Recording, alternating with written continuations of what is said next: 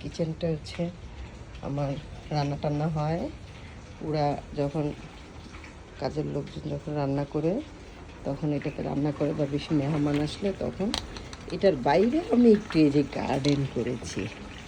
এই যে গার্ডেন, এখানে সব আছে মাশাল্লাহ। আমার অনেক করল্লা হয়েছে, সে দেখতেই ভালো লাগে খাওয়ার চাইতে।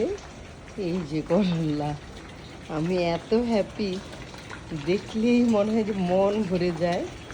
এই যে করল্লা, এই যে আমার খুব ইচ্ছা ছিল যে এরকম কিচেনের পাশে আমার ছোট্ট একটা গার্ডেন থাকবে। এই যে এখানে পিজা করলে ওই পাতাগুলো ইউজ করা যায়।